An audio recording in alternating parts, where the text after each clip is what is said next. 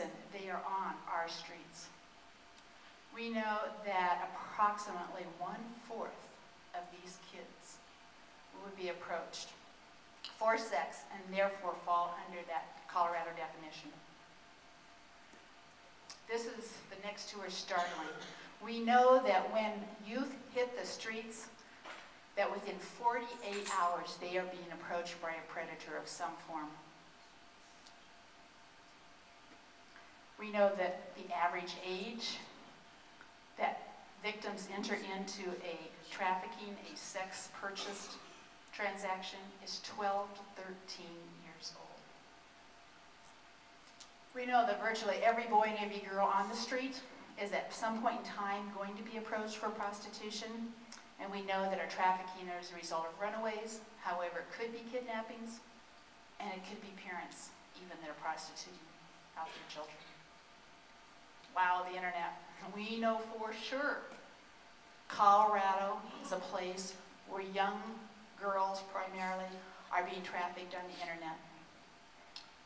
Craigslist, I'm sure all of you have heard of Craigslist. They were the biggest source of trafficking in the US. They had ads posted all the time for young girls. It took me exactly 2 minutes to find ads. And believe me, these girls are not over 18. 2 minutes. Well, again, we've got some good news here.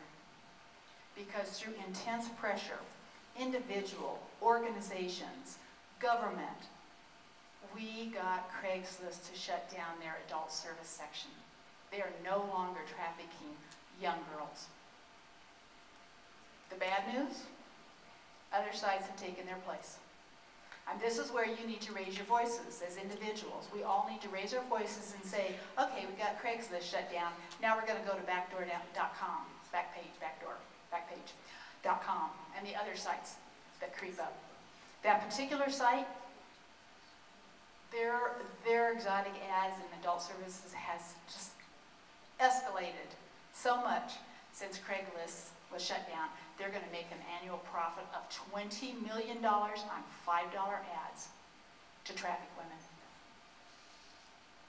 We know it's in Colorado. You can go on and you can find these girls listed for Denver, for Boulder. I looked on to make sure there was Fort Collins before I came. Sure enough, ads for Fort Collins. Who are the most vulnerable of our Colorado trafficking victims? Well, obviously, poverty goes hand in hand, whether it's in the US, Colorado, the world. Kids who are homeless, obvious, we just talked so much about that. And then children who have that uncertain legal status, illegal immigrations. So, how are we doing for time, Morgan?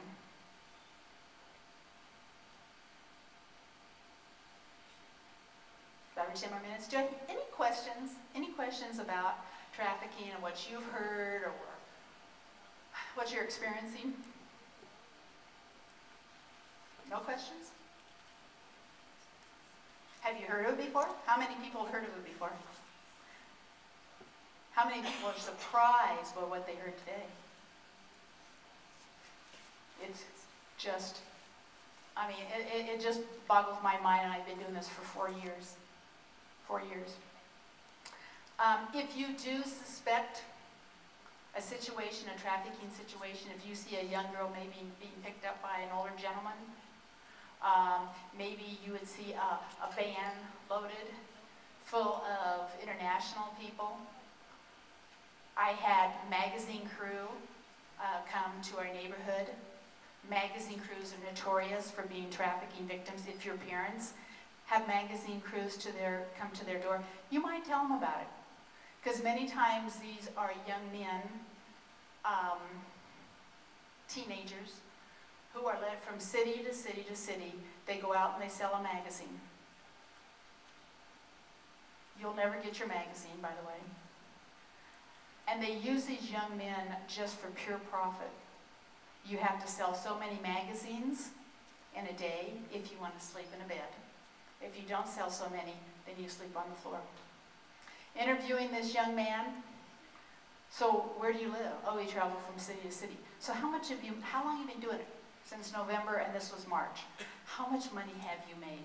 Well, they're keeping it for us. They're keeping it safe for us. Breaks my heart. And if we just could talk to that young man long enough to say, so where are you staying? Maybe we could have got the police involved. But if you come across that, okay, you can call your local police and say that you're suspect, that there might be a trafficking situation, or there's a national hotline. You guys can Google the national hotline to report human trafficking. Those are the things you can do. We are in desperate need of more education, more human trafficking prevention, and the other thing that Colorado and every state in the union is in desperate need of is shelters. Because we have laws that say these kids are trafficking victims, but what happens to them when they're arrested for prostitution? They are put in juvie, or they're put into foster homes. And they last in foster homes 24 to 48 hours before they're back on the street, under the coercion of their pimp. In the United States, there is well, not exactly, but there's 35 to 50 beds available for trafficking victims. And yet we hear all the time about trafficking victims. And they're treated like criminals rather than victims, and we are in desperate need. There are 2 shelters, if you want to get involved in Colorado, Project Mercy, and there's called the Cinderella House down in Colorado Springs. They need money, basically, because we don't have any state-run shelters.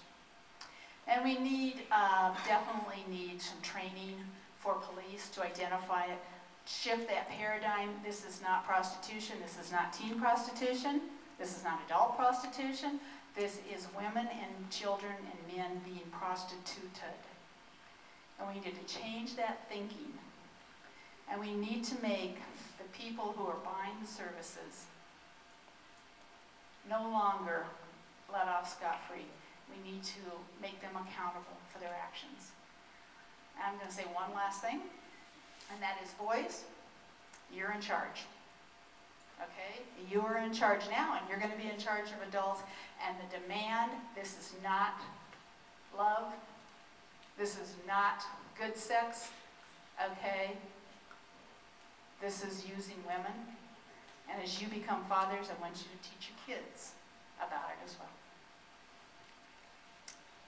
Anything else, Morgan? That's it. Thank you. Thank you.